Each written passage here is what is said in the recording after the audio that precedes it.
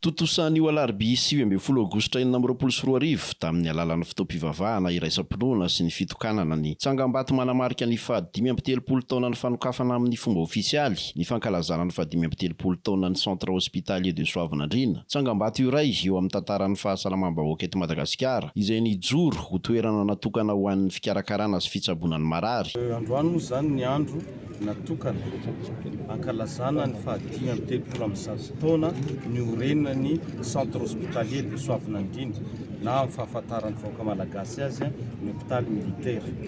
Ity hôpitaly ity moa zany ny hôpitaly voalohany misy teto Madagasikara. Ka rary ny sihitsiny raha amin'izao fotoana ny fanavaozana zao no mankalaza izany isika.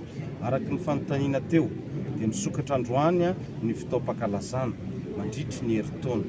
Ao anatin'izay herintaona izay dia maromaro ireo izay fanavaozana sy fanatsarana ho atao eto amin'ity hôpitaly miaramila ity izay efa songadina teo.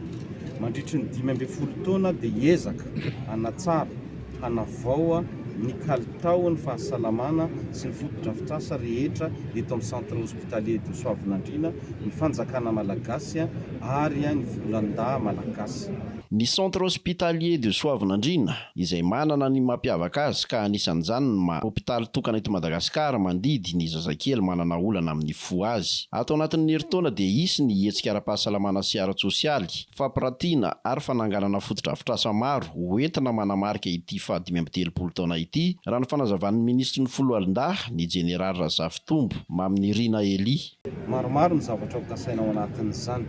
Ao ny fanampiana mivantana izay ao ataon'ny fitondram-panjakana, ao ihany koa ny fanampiana avy amin'ireo mpiara-monina natoka rehetra ary indrindra ny vahoaka malagasy izay mahatsiaro fa zava-dehibe ny fahasalamana ho an'ny vahoaka malagasy. Fandidiana fo misokatra hatreto aloha dia mbola natokana ho an'ny zazakely sy ny tanora. Ny antony dia ireo no sarangan'olona eto Madagasikara tratra n'izany aretiny fo izany.